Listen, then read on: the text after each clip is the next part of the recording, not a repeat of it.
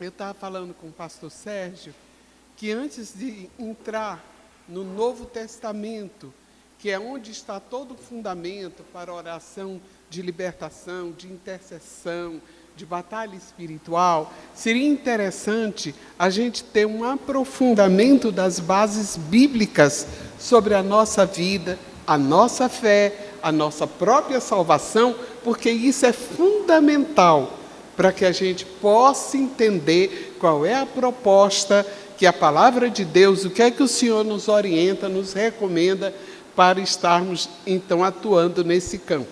Amém? Eu trouxe alguns livros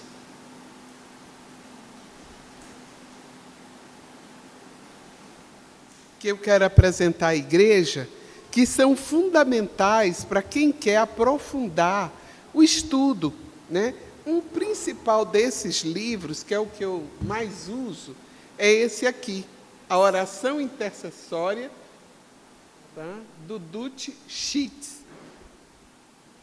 Esse livro tem sido assim, tipo, uma cartilha de instrução para todos os grupos de oração, para as pessoas que querem trabalhar no campo da libertação, no campo da ação intercessória, para os grupos de intercessão da igreja. Esse é um dos livros mais importantes assim do meu ponto de vista.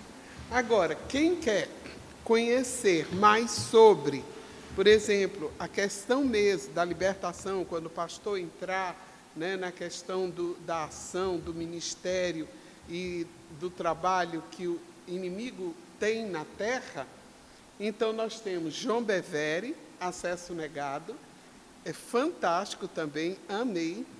Como ministrar a libertação em algumas áreas, está aqui. O Mundo, a Carne e o Diabo, do Dr. Russell Shedd, que é um bem antigo, mas um livro extremamente atual. Orações que Quebram Maldição, de John Eckhart, ele tem um grande ministério na América sobre libertação. Porcos na Sala, que também é um outro livro muito interessante para conhecer essa área, tá?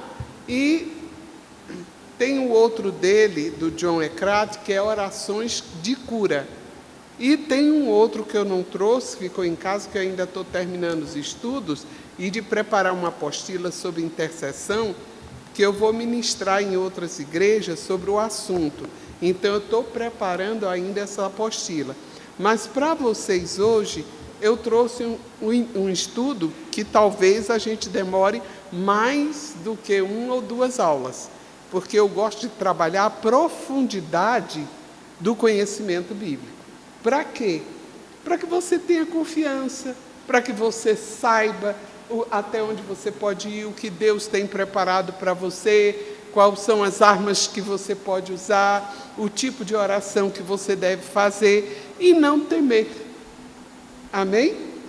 Porque quando a gente conhece, por isso que o povo de Deus é um povo que sabe da sua origem, para onde vai, as suas esperanças, enfim, as promessas de Deus para a nossa vida. E quando a gente tem essa base, aí nós caminhamos tranquilo. Fiquei feliz de ver o irmão falando, né, sobre a importância de uma vida com Jesus, porque justamente é aí que está a nossa força, a nossa fé. Amém?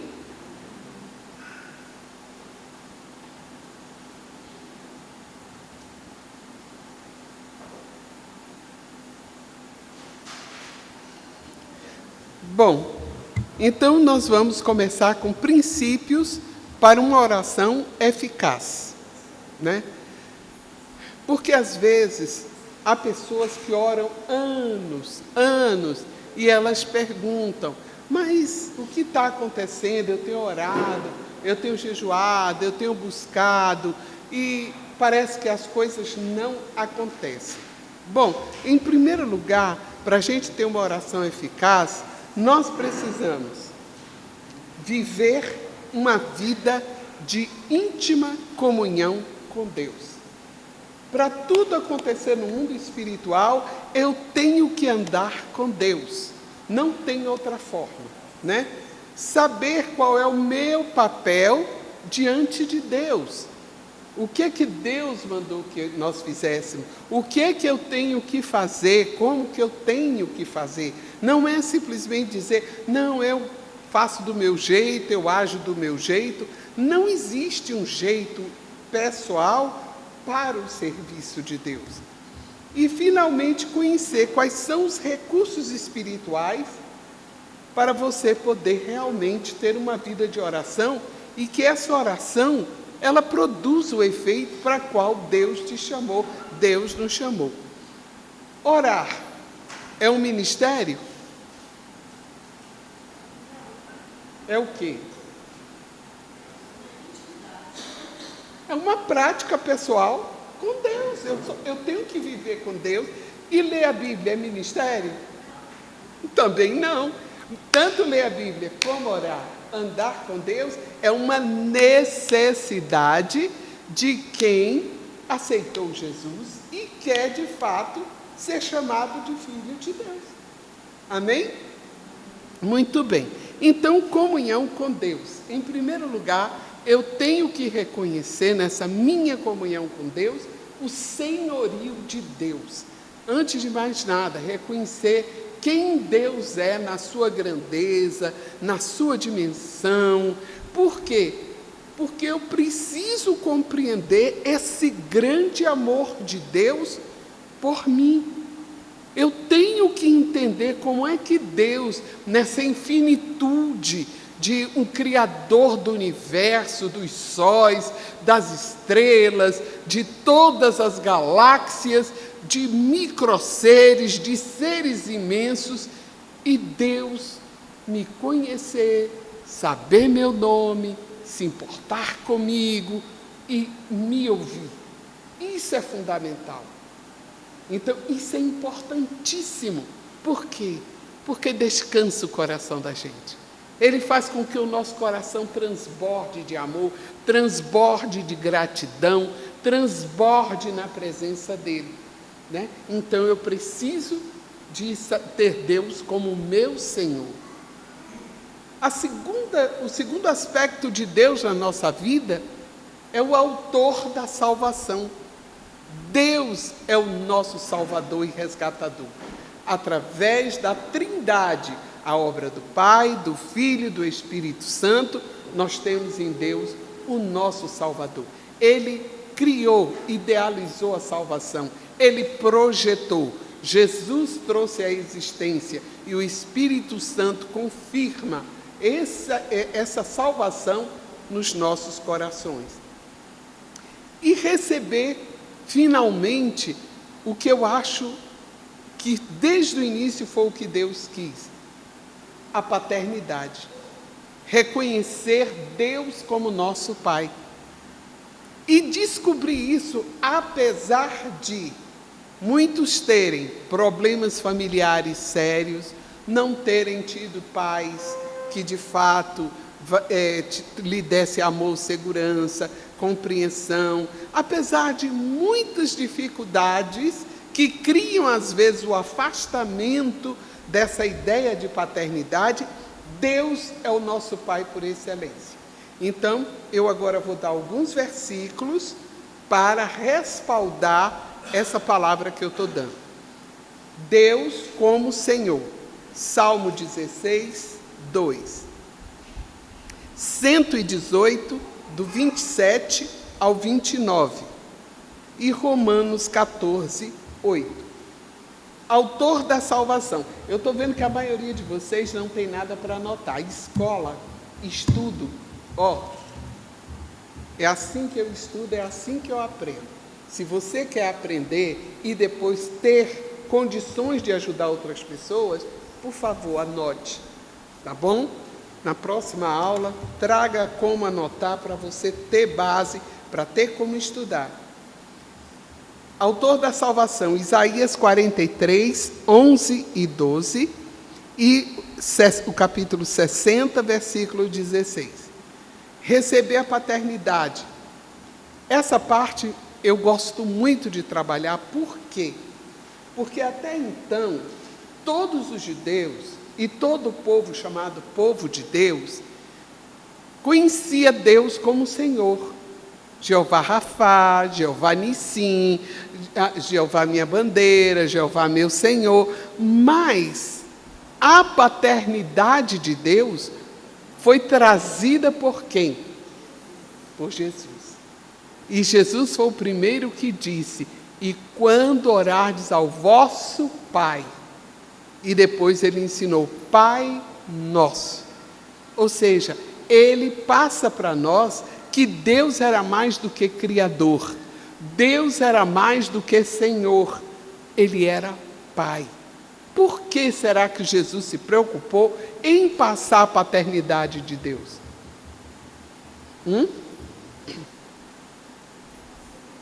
O que há de mais íntimo do que um pai, do que uma mãe? Existe alguém mais íntimo de um filho do que um pai e uma mãe? Não. O marido é íntimo da esposa, os primos, parentes, amigos, mas ninguém é mais íntimo de um filho do que o pai, do que a mãe. Então Deus, desde lá do princípio, Ele desejou ter para si filhos e filhas. Então, quando Jesus vem, Ele nos apresenta a paternidade de Deus. Ele nos revela o amor paternal de Deus, o cuidado amoroso de Deus, o zelo paterno de Deus por cada um que se arrepende e tem em Jesus o seu Salvador. Amém? Todo o mundo, todo ser humano é criatura de Deus, foi criado por Deus, mas se torna filho aqueles que entendem a obra vicária da cruz, aqueles que se achegam ao Senhor. Qual é o papel, o nosso papel no reino?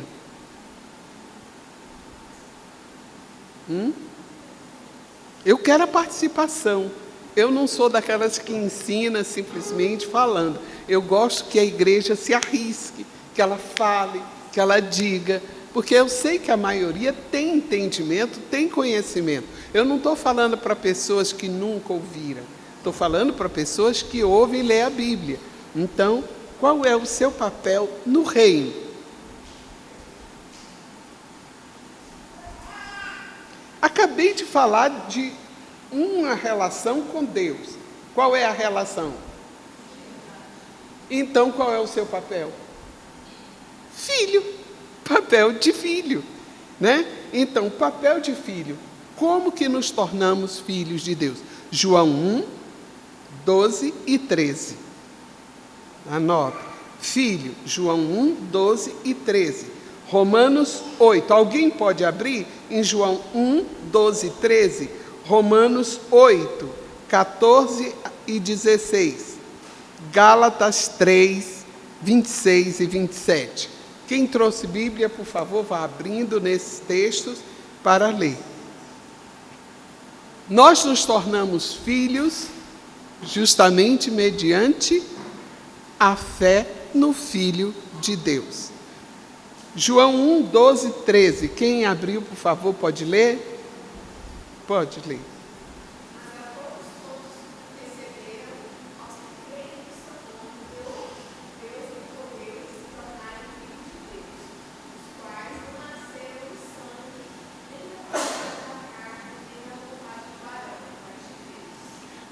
Então, os filhos de Deus nascem da vontade de Deus. Quando nós cremos em Cristo e recebemos a Cristo como Senhor e Salvador das nossas vidas, Deus nos toma por filhos. Romanos 8, 14 e 16.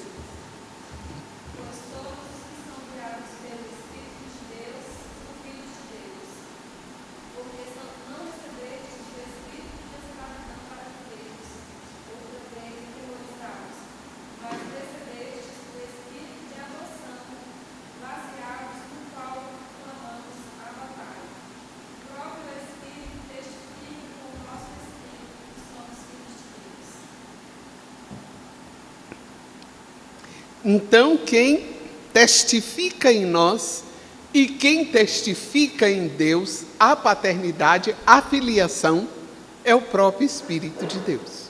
Amém? Gálatas 3, 26, 27. Pois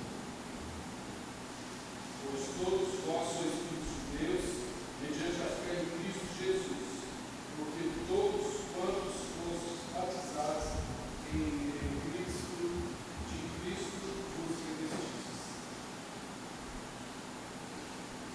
Amém. Quando nós batizamos, aqui está um segredo. Ana Mônica está até me perguntando sobre isso. Aqui está um segredo. O que significa batizar em Cristo? Olha o texto que foi lido. Pastor, por favor, repete.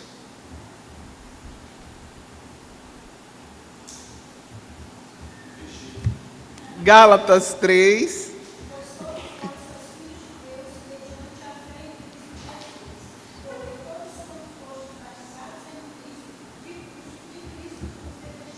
Pronto, é aí que está o segredo. O batismo nas águas, chamado de o batismo de João ou do arrependimento, é um batismo que revela diante de todas as pessoas, diante do mundo físico e espiritual, que eu estou entendendo a obra de Cristo. Cristo me substituiu na cruz e Ele me reveste. Então, eu tomo o lugar do Senhor, espiritualmente falando, e Ele o meu. Ele toma o meu como pecador, sofre na cruz em meu lugar, né? Ele é o meu substituto vicário, meu substituto na cruz. E quando Ele se levanta em ressurreição, Ele me coloca com Ele nas regiões celestes, ou seja, assentado à direita do Pai. O Senhor agora me coloca nele, me reveste dele, para que eu possa representá-lo na terra e para que eu possa fazer a obra em seu nome. Essa é a importância de sermos batizados nas águas ou nas águas do arrependimento, né? Que nós então passamos a representar Cristo diante das pessoas. Muito bem. O batismo no Espírito Santo, que não vou comentar ainda agora, nesse momento, ele nos dá o poder para testemunhar, para levar Cristo às pessoas. Amém? Qual é o outro papel que nós temos? Depois de filho, somos discípulos. Discípulos. João 13, 35 e João 15, 8. Por favor.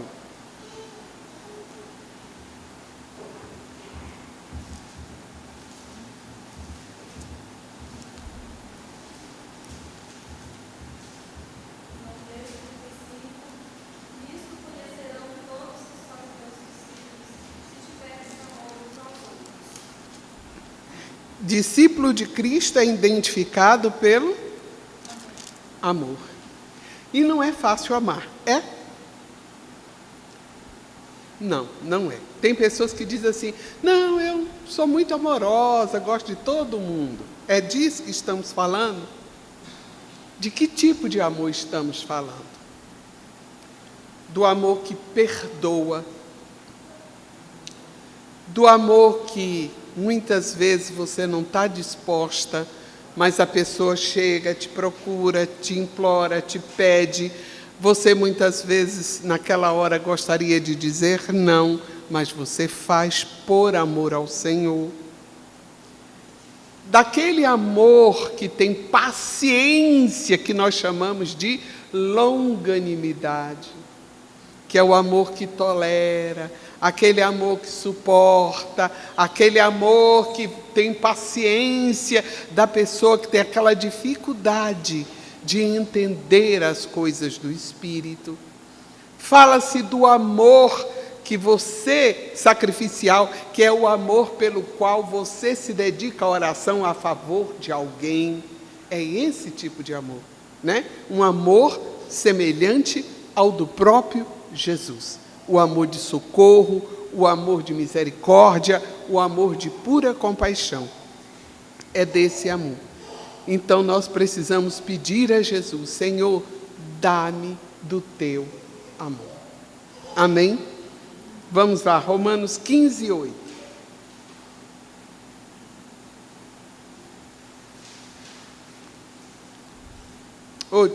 Romanos 15, 8, por favor.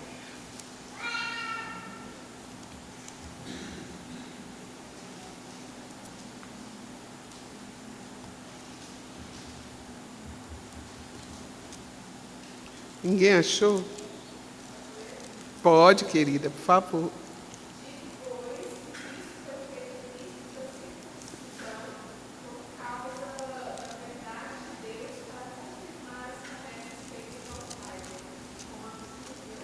Deixa eu ver. João 15, 8. João. Esse é João. Romanos é depois.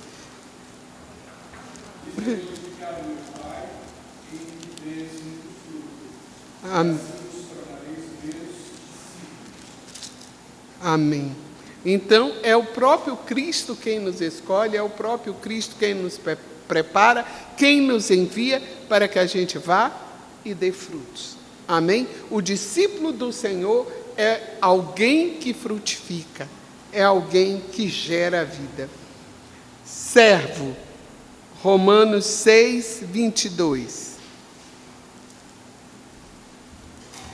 Agora, porém, libertados do pecado, transformados em servos de Deus, tende o vosso fruto para a santificação e, por fim, a vida eterna.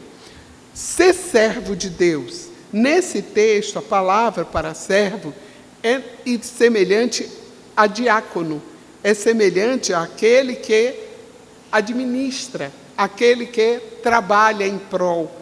Então, aqui é na condição daquele que presta serviços a Deus, né? Então, libertados do pecado, transformados naquele que serve a Deus, ou naquele que presta serviços a Deus, tende o vosso fruto para a santificação e, por fim, a vida eterna. Então, o discípulo é alguém que busca a santificação visando a vida eterna. Sem santificação é impossível ver a Deus, ou encontrar com Deus, ou estar na presença de Deus. Então, nós precisamos buscar a santificação. Gálatas 5:13. Gálatas 5:13.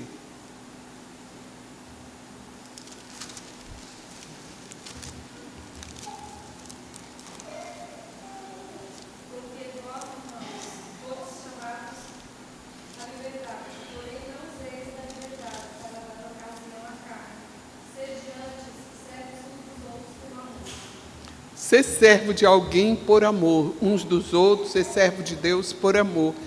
E está falando no sentido de você ter zelo pelo outro, de você ter cuidado pela outra pessoa. Muitas vezes, a nossa forma relaxada de vida cristã dá um mau testemunho e as pessoas dificilmente se chegarão ao Senhor por nossas atitudes. O servo é aquele que serve, o servo é aquele que dá o seu melhor, procura oferecer o seu melhor. E muitas vezes o que fazemos é envergonhar o nome de Deus. Por quê? Porque as pessoas olham para nós e falam assim: ser crente como fulano, não quero ser. Então nós precisamos ter um cuidado com o que falamos, como falamos, cuidado quando estamos na companhia de outras pessoas que não creem, os comentários que fazemos, o tipo de linguagem que temos. Às vezes nós queremos que alguém converta e falamos o oposto. Falamos: mas que vida difícil, não dá certo, não adianta, isso não adianta. Ou você crê, ou você não crê. Ou você tem uma fé fundamentada, ou você não tem a fé fundamentada. Então, nós temos que ter cautela com o que falamos, pensar antes de falar. Há um provérbio chinês que diz assim: o homem sábio é aquele que pensa por quilômetros e fala por milímetros. Você tem que demorar bastante tempo pensando e falar o mínimo necessário. Amém? E enviado, agora como enviados de Deus. João 17:18 diz: assim como tu me enviaste ao mundo, também eu os enviei ao mundo. Romanos 10:15, Marcos 16:15 e 2 aos Coríntios 5:20. São as palavras referentes a envio. Deixa eu ver aqui, 2 aos Coríntios 5:20. Pode ler.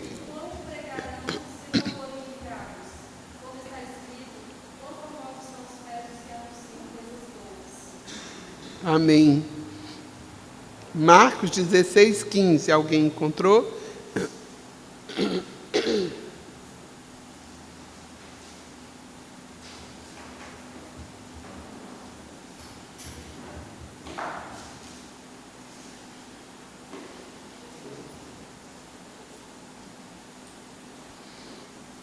Quem?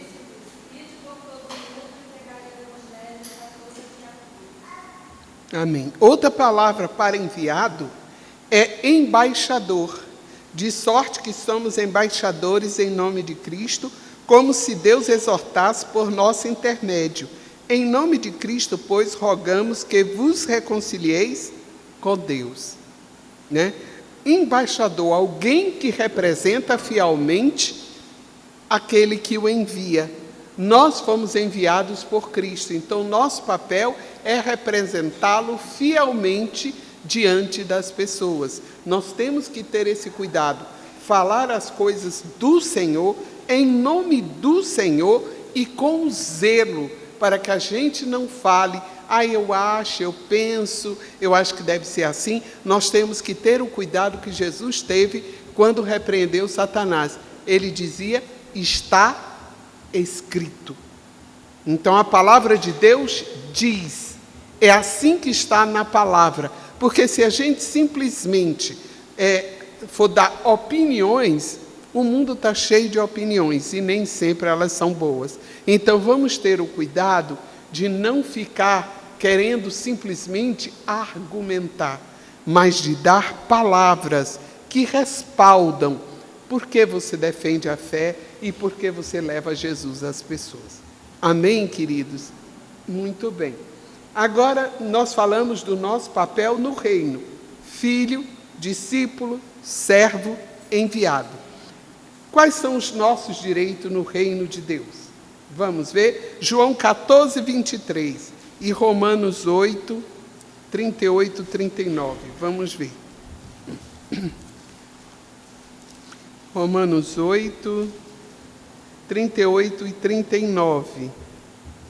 Porque estou bem certo de que nem a morte, nem a vida, nem os anjos, nem os principados, nem as coisas do presente, nem do porvir, nem os poderes, nem a altura, nem a profundidade, nem qualquer outra criatura poderá separar-nos do amor de Deus que está em Cristo Jesus, nosso Senhor.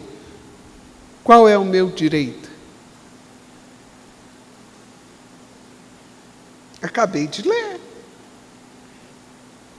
Ninguém, nada poderá separar-nos do amor dele. Então nós temos direito a ser amados. Deus nos ama.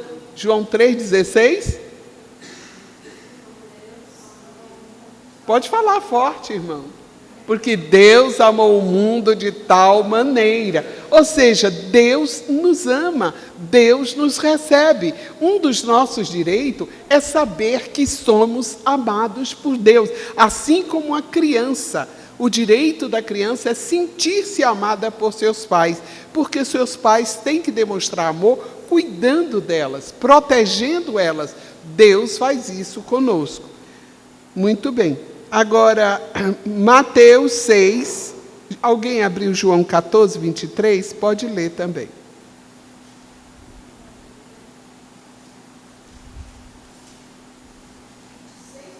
23, querida.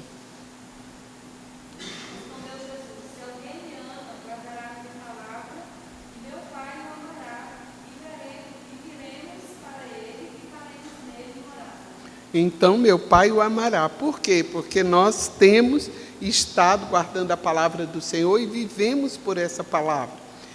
Agora vamos para Mateus 6, 6 e 9, já falamos sobre a paternidade de Deus, mas o nosso direito é de chamar Deus de Pai. E 1 João 3, 1 e 2. 1 João 3, 1 e 2 diz: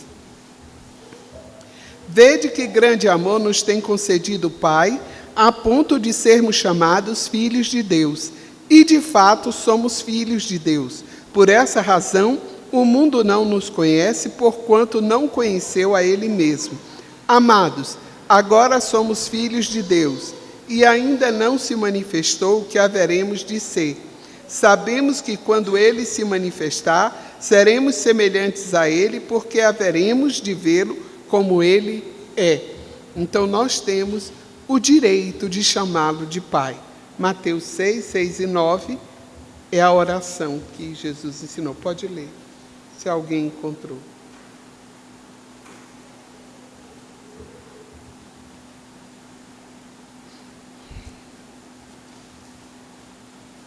Ninguém achou? Então vamos para usar o nome de Jesus. Outro direito nosso. O Senhor nos delegou o direito de usar o seu nome. João 14.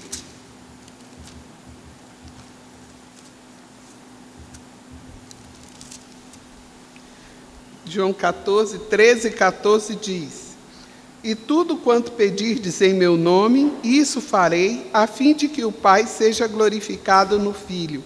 Se me pedires alguma coisa em meu nome, eu o farei.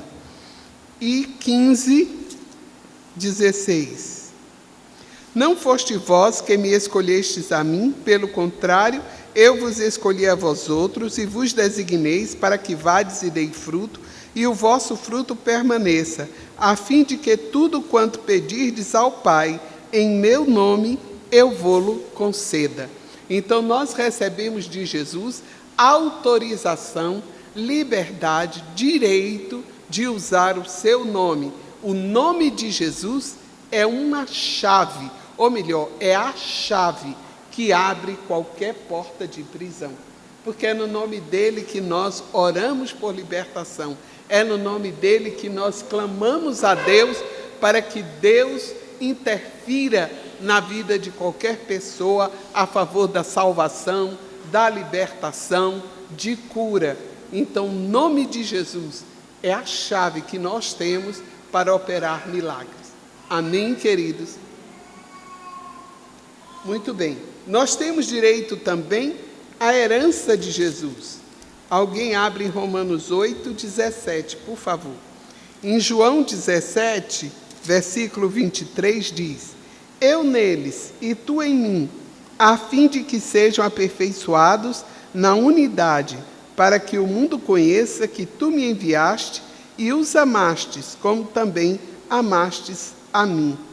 O desejo de Jesus, a minha vontade é que onde eu estou estejam também comigo os que me destes, para que vejam a minha glória que me conferiste, porque me amaste antes da fundação do mundo.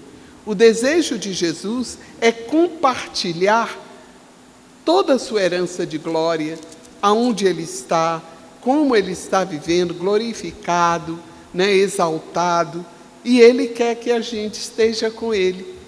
Ele quer nos receber ao lado dele, e isso é importante, A herança de Jesus compartilhada conosco. Romanos 8, 17. Ora, se somos filhos, somos também herdeiros, herdeiros de Deus e co-herdeiros com Cristo. Se com ele sofremos, também com ele seremos glorificados. Pronto. Aí ele está dizendo que nós somos co-herdeiros. O que é ser co-herdeiro? Ter direito à mesma herança. E aí nós perguntamos, qual é a herança de Jesus? A eternidade ao lado do Pai, reinando, glorificado, engrandecido, e Ele nos quer por perto. Amém, queridos? Isso é maravilhoso. Nós precisamos aprender a nos regozijar nessa esperança, naquilo que está sendo oferecido, naquilo que nos foi legado. E por isso é importante ler a palavra, para que a palavra nos revele aquilo que nós temos de direito em Cristo. Vamos, 17:3, em João 17:3 diz: e a vida eterna é esta, que te conheçam a ti, o único Deus verdadeiro, e a Jesus, a quem enviaste. Então nós temos direito à vida eterna. João 10:28. Eu lhes dou a vida eterna, jamais perecerão, e ninguém as arrebatará da minha mão. Então a vida eterna é algo que Jesus nos concede, é algo que Ele nos dá pela fé e que nós temos também como direito daqueles que têm Jesus como Senhor em suas vidas. Direito às promessas, segundo aos Coríntios 1:20.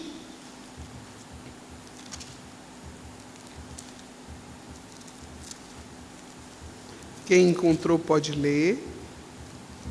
Eu vou ler já Efésios 3:6.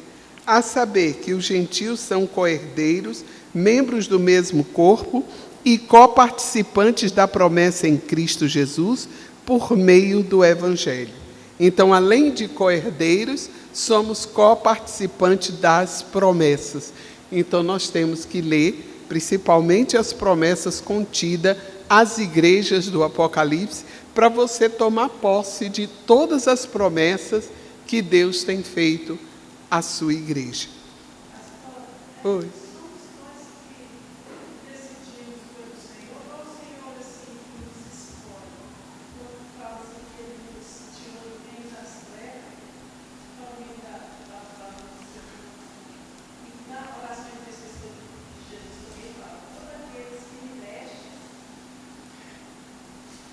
Em primeiro lugar, a salvação foi operada pelo próprio Deus. Quando houve a queda no Éden, o homem perdeu a presença de Deus. Porque o que era o Éden? O Éden é chamado de porta, ou lugar de encontro. Então, quando o homem pecou, aquele encontro com Deus, Deus vinha até ele, ouvir-lhe, conversar, e ter uma relação íntima de pai e criatura. Aí o que aconteceu? A queda fez Deus se afastar. Então Deus se afasta. Aí o homem perde a presença de Deus. Mas antes de completar esse momento, Deus faz uma promessa, que enviaria a semente da mulher, e aquela semente esmagaria a cabeça da serpente, que é Satanás, porém a serpente lhe feriria o calcanhar. Estava falando da salvação em Cristo Jesus, para ser revelada na plenitude do tempo. Então Deus opera a salvação. Lá em Isaías ele diz: eu fiz a salvação, eu realizei-a, eu chamei a existência. Então Deus opera a salvação. Porém, o Espírito de Deus atua no coração das pessoas para que elas entendam. O ouvido se abra, os olhos se abram e elas entendam a salvação em Cristo Jesus e aceite a Cristo como Senhor de suas vidas. Eu diria que a salvação é uma moeda de dois lados. Tanto tem a ação do Espírito de Deus para nos convencer do pecado, da justiça e do juízo, como tem a vontade do homem de dizer sim ou não. Por isso que Paulo diz que o Deus deste século cegou o entendimento, para que ouvindo não entenda e para que vendo não creiais. Por quê? Porque às vezes o coração da pessoa é tão fechado, tão endurecido, é tão voltado para si mesmo, que mesmo ouvindo a pregação, ele não consegue entender o que está sendo oferecido. Quando a gente prega para as pessoas, elas dizem assim: ah, não, ir para a igreja, deixar de beber, dançar, me divertir, ter uma boa vida, na mente dela, o pecado do mundo é um banquete. Nós que fomos salvos já olhamos para isso com tristeza. Falamos, puxa vida, estão perdendo a vida porque estão em dissoluções, em orgias, jogando dinheiro fora por outros motivos, enquanto nós estamos buscando a vida na presença de Deus. É porque não entendem. Então nós temos que ter misericórdia, nós temos que orar, interceder, para que eles, ouvindo, entendam e aceitem a Jesus como Senhor e Salvador. Amém? Ficou claro? Está entendido? Pode falar, irmão, por favor.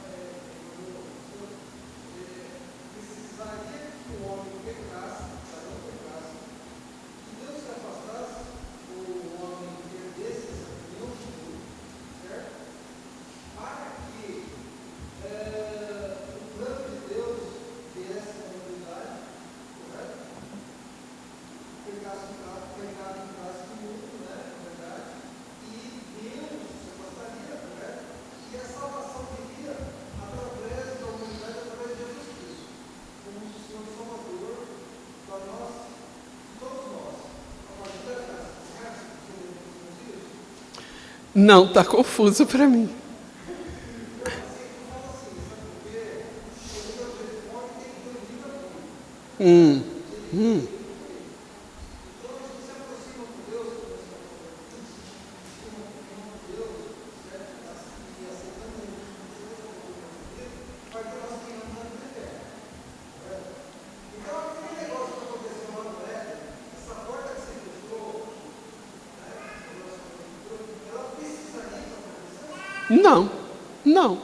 Não, porque aí...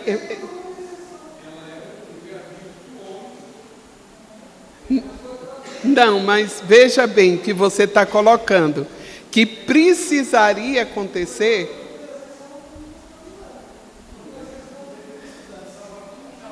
Olha, se o homem não tivesse pecado, a comunhão com Deus teria continuado, a terra estaria cheia de pessoas em comunhão com Deus e não haveria chance de Satanás vir e interferir ou fazer qualquer tipo de ingerência na vida dos homens. Porém, como Satanás já havia pecado pelo orgulho, pela soberba de desejar o lugar de Deus, ele resolveu influenciar e tomar do homem o governo que Deus deu a ele sobre a terra. Então, a autoridade de governo na terra, Satanás se apropriou. E a salvação, na realidade, é a retomada. Jesus retoma em si essa autoridade e devolve ao homem a autoridade através da cruz. Entende? Não havia necessidade de pecar, mas ele escolheu pecar. E Deus preparou um meio de... Quando ele desafia a palavra que Deus dá a Adão e Eva, é um desafio. Toda vez que alguém lê uma palavra que a gente ministra, olha, Deus está nos orientando, por exemplo, amar o próximo, perdoar. Ah, mas eu não senti de perdoar. Eu não sei se quero perdoar. Ah, não, está difícil de perdoar. De fato, muitas vezes é difícil. Mas se a minha postura for essa, de certa forma, eu estou escolhendo não obedecer a Deus. Sob a influência de quem ou do quê? Quem está dizendo para mim que minha justiça pessoal eu tenho direito? O meu orgulho, a minha vaidade, e o inimigo entra nessa. Agora, quando eu digo sim, Senhor, é difícil perdoar, mas isso te agrada, é o que o Senhor espera de mim. Então eu tenho que buscar em Deus graça para liberar o perdão e agradar o coração de Deus. Amém? Ficou entendido agora? Amém. Onde eu estava? Na vida eterna, nas promessas, né? 2 aos Coríntios, já lemos 1:20.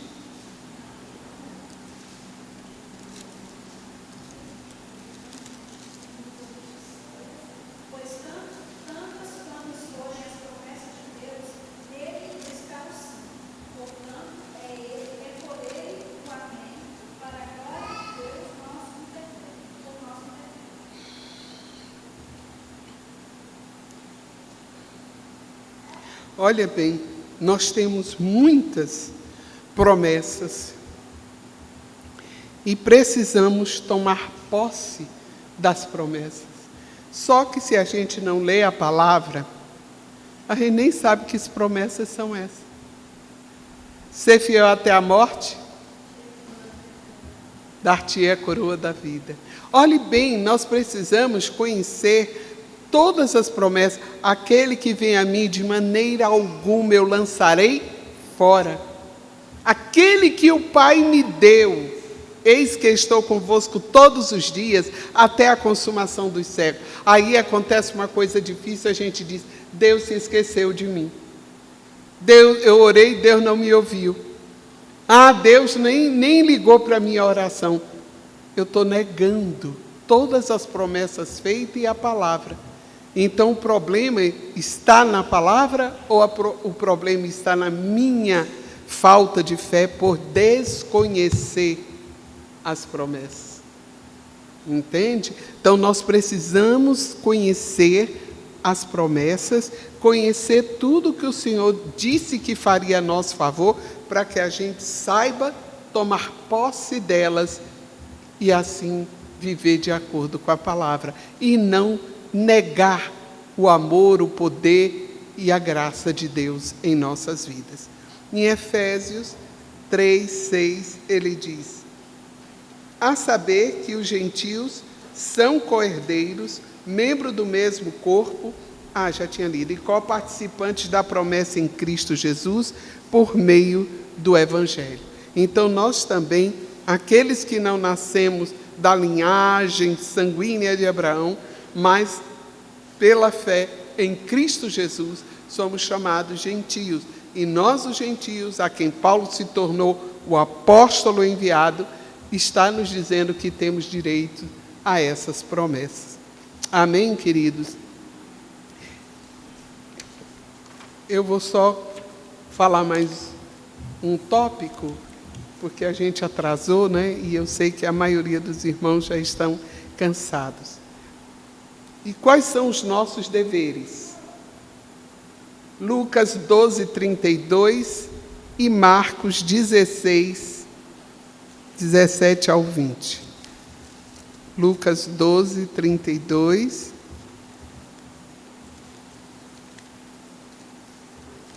Quem?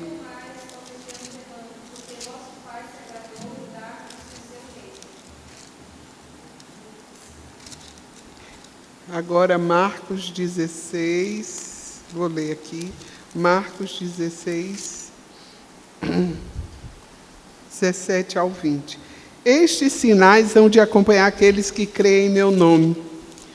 Expelirão demônios, falarão novas línguas, pegarão em serpentes, e se alguma... Aliás, desculpe, eu vou ler o 15 e o 16. E disse-lhes: ide por todo o mundo, pregar o evangelho a toda criatura. Quem crê e for batizado será salvo. Quem, porém, não crê será condenado. Então, aqui nós temos o ide de Jesus aos seus discípulos. E se nós somos discípulos, o ide nos serve. Lucas 12:32, por favor, irmã, de novo. Quem leu? Fechou? Então, deixa. Não temais, ó pequeno rebanho, porque vosso Pai se agradou de dar-vos o seu reino. Pronto. Então, nós fazemos parte do reino, temos direito ao reino e anunciamos o reino. Agora, Mateus 24:14 e depois 28:19. Nós também somos chamados a proclamar a salvação. Será pregado o evangelho de Deus por todo o mundo, para o testemunho a todas as nações. Então virá o fim. Amém. E agora 28:19.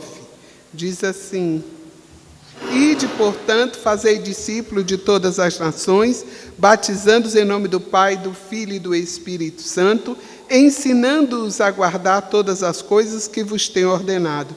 E eis que estou convosco todos os dias, até a consumação dos séculos. Então nós somos chamados a proclamar a salvação e a ter essa promessa de que o Senhor está conosco. Outro dever, manifestar o poder de Deus. Mateus 10, 8 e João 14, 12.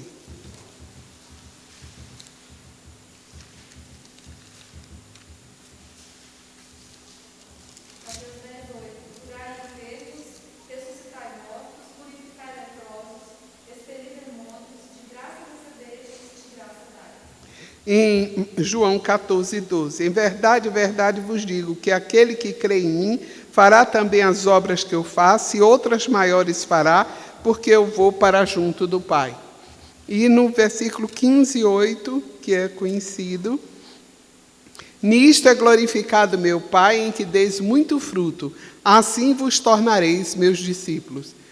Nesse versículo aqui, o Senhor está falando de delegação não só do nome dele, da autoridade dele, mas do poder que emana dele. O Espírito de Deus nos levará a fazer as mesmas obras e até maiores, porque ele está diante do Pai e ele intercede a nosso favor pelo Pai, para que o Pai libere o poder do Espírito sobre as nossas vidas, para que a gente faça aquilo que ele nos ordenar a fazer. E viver em santidade, segundo aos Coríntios 7, 1, Hebreus 12, 14...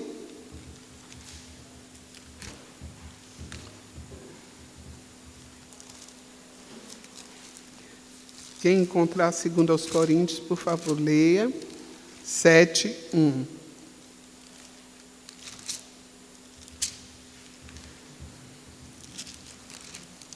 Eu vou ler Hebreus 12, 14. Segui a paz com todos e a santificação, sem a qual ninguém verá o Senhor. E em 1 Pedro 1, 14 a 16 diz: como filhos da obediência, não vos amoldeis às paixões que tinhas anteriormente na vossa ignorância. Pelo contrário, segundo é santo aquele que vos chamou, tornai-vos santos também vós mesmos, em todo o vosso procedimento. Porque escrito está: sede santos, porque eu sou santo. Aqui é um chamado à santificação, a ter uma vida no altar, a ter uma vida comprometida com Deus, porque se nós vamos representar Jesus e se nós vamos manifestar o poder de Deus e queremos que Deus nos use, nós temos que viver de acordo com Jesus, de acordo com aquilo pelo qual nós vivemos e professamos, que é a nossa fé e essa vida de santidade com Deus. E para fechar, 2 aos Coríntios 7, 1, por favor.